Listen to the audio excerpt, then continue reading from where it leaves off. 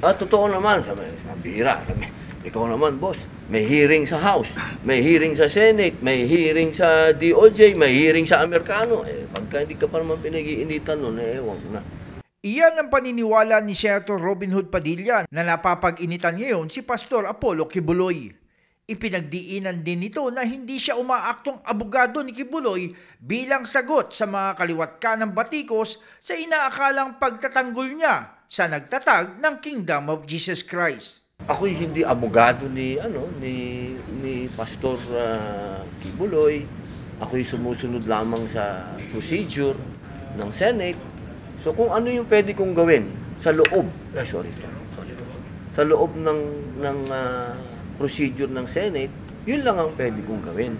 Pero para ako ay tumayong abogado ni Pastor, hindi.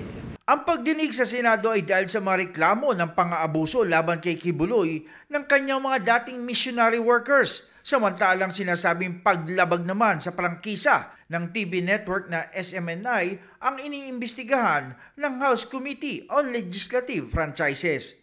Sa isang korte sa California sa Amerika, may kinaharap ng mga kaso ng sex trafficking, fraud, coercion at cash smuggling si Quiboloy. Pero naniniwala raw si Padilla na tunay na may banta sa buhay ni Quiboloy kaya't hindi ito humaharap sa mga pagdinig. Binanggit na rin ni Padilla ang posisyon ng ilang senador na kapwa-miyembro ng Committee on Women and Children na payagan si Quiboloy na online appearance na lamang sa pagdinig.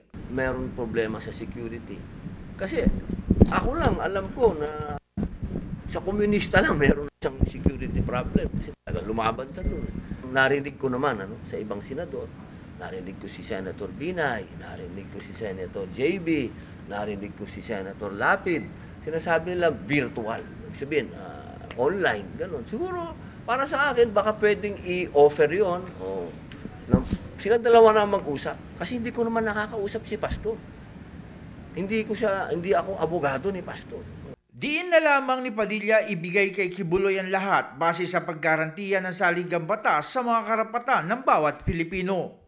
Kailangan natin restituin sa karapatan niya. Hindi po pwedeng lahat tayo, tinuturo na natin siya na may kasalanan ka na. Wala pang sinasabi ako. Teka muna, diba? Renda muna tayo, mga kababayan. Meron din siyang Bill of Rights. May karapatan siya, diba? Ibigay natin sa kanya ang due process.